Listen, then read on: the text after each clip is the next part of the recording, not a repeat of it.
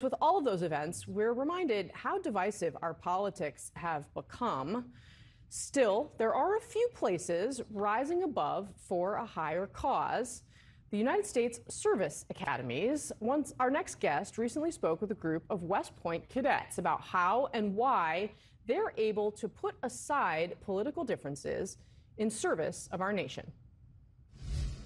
West Point teaches you how to disagree with the people you have to work with because you're here for a greater purpose. And so you have to put aside your personal differences and find a solution. How does this place develop character, and the kind of character that this country needs to fight successfully in the wars of the future? So we all talked about growth, but it's not just personal growth, it's growing together. And through the 4 years here, we all grow together, we all learn together, we rely on each other. So in taking that to the military then in a broader aspect, it's not just sacrifice for ourselves, it's sacrifice for the people to our left and right. So we have to be willing to say, for you know, battle buddy, I'm willing to sacrifice whatever it requires for us to get the mission done. There's also a hope for the future between all of us. So there's the understanding that if we sacrifice for each other, we are enabling each other to create a brighter future for our country tomorrow. All right, joining me now is pollster and communications strategist Frank Luntz, who you saw there conducting this group. Frank, I'm so grateful to have you, especially on this topic. And this is the most nervous I have been this entire year because this matters to me more than anything I've done, possibly in my entire career. These young men and women are absolutely exceptional, and the institution of West Point is extraordinary. They teach sacrifice and service, but even more importantly, they teach leadership with character. A West Point cadet cannot lie, cheat, or steal, and here's the important part, they will not tolerate anyone who does. Now imagine if America was filled with people like this, with those values. The institution, you learn this, it becomes who you are. And I see it articulated, and I see it in everyday life. They help people. They always have your back. And it makes me not just proud for my country, but it makes me feel safe and secure knowing that they've got our backs. I will say, in an age when our politics seems so deeply selfish a lot of the time, I think one of the things that I see in these clips that we're watching of these kids, something that we can all aspire to, which is to think more about the people around us. And these kids are obviously actually doing that. Their actions are bearing it out. You mentioned the institution of West Point, what it means to them. Let's watch a little bit more about what they had to say when you asked them that question. Take a look. Can several of you tell me what West Point means to you personally? Not describe the institution, but its impact on you. What the first thing that goes through my mind is the classic question of, if not me, then who? How can I expect there to be a military if I wouldn't want to sign up for it? We're lucky to have a volunteer force. That's something that a lot of Americans don't think about, that we as a nation can have an all-volunteer force. That's not present in most of the world. For me, it's a calling. It's a sense of duty, something that isn't tasked upon me, but something that I feel as if I need to do for my family, for my fellow Americans, and most importantly, for my friends here. I wake up every morning being proud to serve and to be at this institution because I'm doing it for the people around me. So, Frank, in an age where we see some of the way that some of our leaders conduct themselves in public, and you contrast it with these kids and what they're able to say and do, I mean, can we get them to watch some of this and maybe help everybody get to a point that's closer to this? Over the last 2 days, they met with 7 senators, 10 members of Congress, an even number of Democrats and Republicans. They asked challenging questions because the institution teaches them how to do so.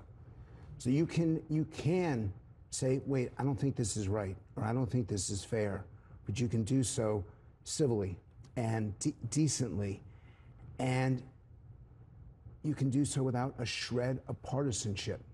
It never comes up. I watch the debate with them. I'll see the debate coming up October 1st, and they look each other straight in the eye, and they sit up straight. And their entire behavior is one they were trying to teach the U.S., just as they modeled their behavior off of what's right and what's decent and what's fair. I wish America could learn more from them and do exactly the same. So, of course, you conducted this focus group in May. This was before these kids were about to graduate, which means that they are headed, for training for a real world that many others their age are nowhere near heading to. You asked them about what their goals are. Let's take a look at how they answered that question. What is the impact that you wish to have on the world, on the country, on your family, based on you being here at West Point? I'd say being a role model, that's the main impact that I want to be. There's different divides and divisions all across the country. But I think one thing, at least at the Academy, we can come together is understanding what being a role model looks like, what it looks like ethically, being a leader, and being resilient, physically and mentally. And I think that's what I would want to give the country, is that there is hope and there is leadership out there. It was President Lincoln that said, if the United States ever falls, it'll be our own doing and not in other countries. And I think West Point facilitates humility, and it facilitates a purpose and a love for others beside yourself. And I think it's the antithesis of that, which is pride, which is currently causing most, if not all, of our problems. So I think the way that you inspire that shift in values is to do yourself, lead by example. So, Frank, pride and patriotism have been a part of this presidential campaign, sometimes in very negative ways. But one of the kids, one of the young men that we heard from there, his personal story is one of great, remarkable patriotism. Tell us about it. He wasn't born here. He was born in Iraq. His father was a translator, and now he's a Rhodes Scholar. And that's what West Point does. It takes decent young people and turns them into leaders of character and courage. And then the second gentleman talk about humility.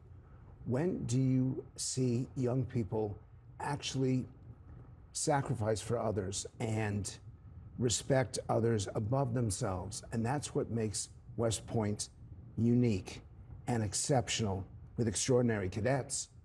But it's all a part of living. It's all a part of, the air is different there. And I'm heading up there now, and I can't wait, because when you're around them, you feel better about the country. You feel safe and secure.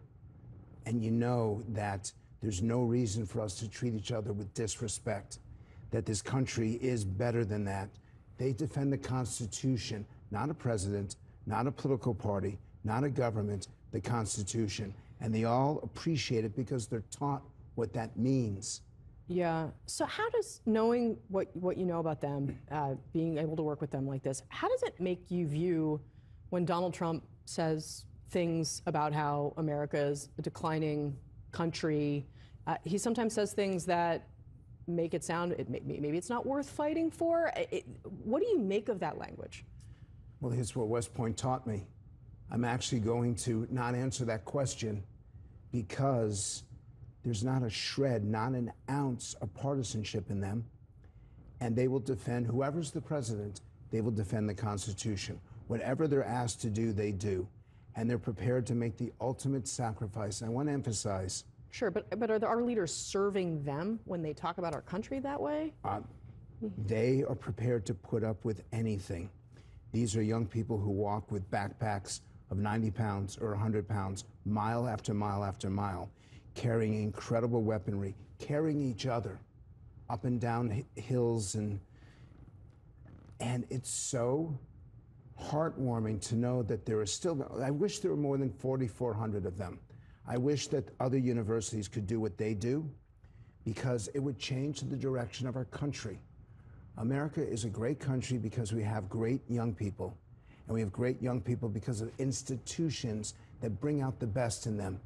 The best professors, sure, the most amazing people who serve, and it's impacted my life. Well, thanks for giving us an opportunity to hear from them, Frank. I really appreciate it. Thanks for being here today. Thank you for CNN for bringing them to the American people. Yeah, for sure. All right.